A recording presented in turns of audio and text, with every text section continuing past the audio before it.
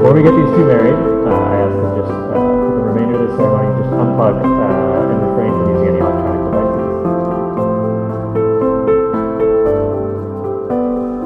devices. Sean, I feel so lucky that our lives have led us here to this moment, becoming husband and wife. Our journey started about 4.5 years ago and has been an amazing journey full of laughter, love, family, and friends. The ups certainly came with some downs, and tough days at work sometimes turned into difficult months. But we've been honest and open with each other and made some career and life decisions together. Those moments helped us not only build a strong foundation, but motivated us to continue to grow. And at the end of the day, you've helped a Pittsburgh girl learn to love Cleveland, and I couldn't be happier about it. There are a lot of moments I could talk about that mean so much to me, like when you first said you loved me or how you proposed. But some of the tiniest moments have also stood out in my mind.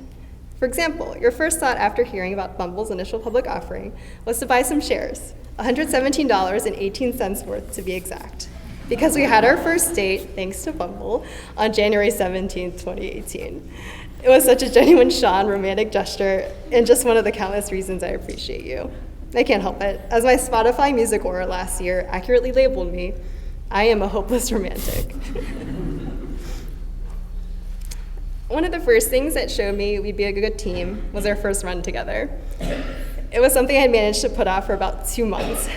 I made excuses like I had just run, or was tired from a workout the day before, or that it was too cold, which for all you runners in the audience is not really an excuse. I'm not exactly sure why I was worried, but maybe I thought I'd be too slow, too sweaty, or simply not a good partner. But I had absolutely nothing to worry about. You ran with me the whole time at my pace, and when I was out of breath after the first mile and said I might not be able to talk too much, you casually distracted me with stories, never pressuring me to talk or speed up. And before I knew it, we were again chatting away and it made it 6 miles. It seems like such a small memory, but it made me so comfortable. Just 2 people on a run, and that's what we still are. 2 people on a really, really long run. Even better, it's not just us on this journey. It makes me so happy looking around today and seeing what amazing team of supporters we built along the way.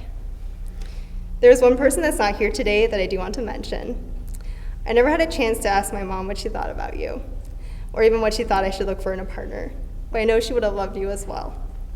You're no-nonsense, hardworking, thriving with a busy schedule, family-centered, loyal personality are all definitely things you share.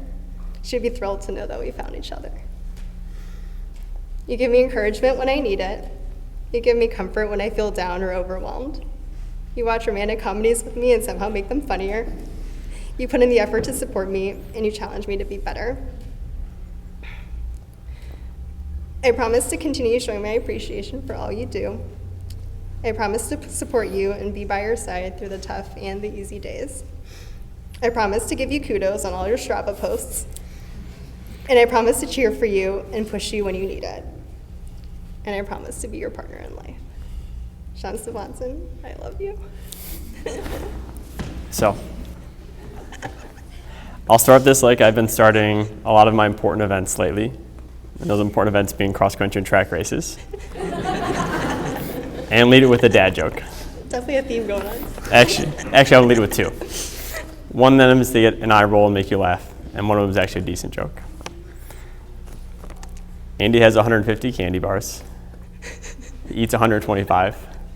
What does Andy have now? Diabetes.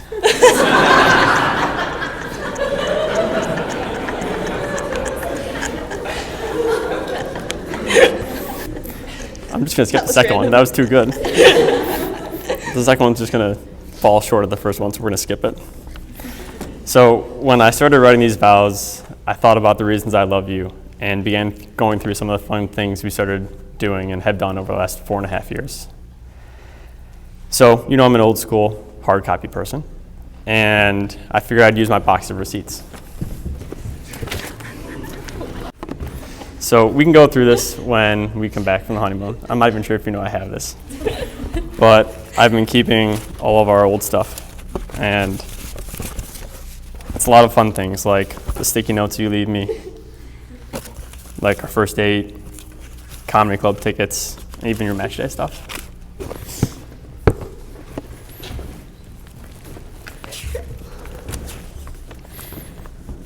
But these are just the physical things that I've held on to over the years.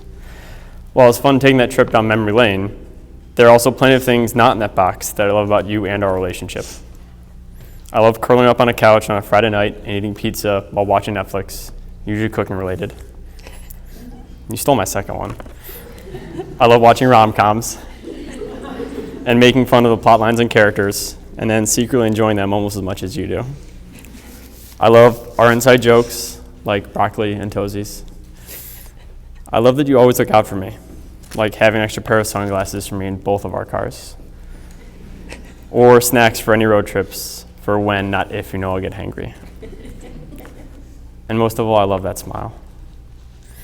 That smile that makes me stop in my tracks and reminds me that everything's going to be okay. But these are just select fun events and memories that we've accumulated over the years, mostly just confined to a shoebox. I wanted something a little deeper, and I found it pretty clearly in two places with people who put in perspective for me. First, let's start with the least likely of places, or run with the track team. I was doing an easy flush run with one of our seniors, and we were talking about his last 4 years at school running cross country and track. As is quite common, the future misses came up in conversation. I mentioned how you and I talk about the team after practices and meets, and discussing how everyone did. As we came up to a stop sign, he said, "Geez, Coach, you're lucky to have someone who's so supportive." It was simple, and there wasn't much to the comment, but he was spot on. I am really lucky to have someone who's so supportive of me, who listens to all my complaints, who encourages me to follow my passions, and who deals with all my quirkiness. You care about it because I care about it.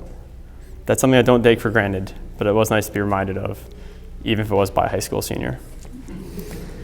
Second, that point was driven home later that week when I met with Tim and Mara. After we shared stories and caught up, I made a comment that for the first time in a very long time, I was really happy, and I had been for an extended period of time. Yeah, there were always things that came up at work or coaching or at home, but for the first time in my life, I was happy with where I was at. I didn't see the need to change anything. As we continued to talk, I realized that's in large part because you meet me where I'm at. Like everyone, we have our baggage. When it came to mine, you were patient and understanding, and you just listened. You didn't push me, even if you were a little frustrated. In the end, we got there together and became a much stronger couple because of it. One that hopefully has a chance to start a family someday. So thank you, Ling. So here are my promises to you. I promise to be supportive to you as you are to me, to listen when you need me to vent, and occasionally offer my thoughts, although only when asked to. I promise to be honest to you. I promise to love you. And I promise to work every single day to each of those three things, to support you, be honest to you, and to love you. I love you, Ling, and I'm so excited to start this next chapter of our life together.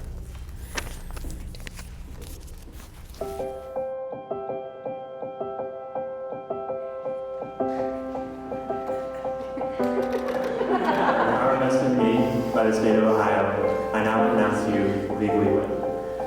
Sean, make this your record.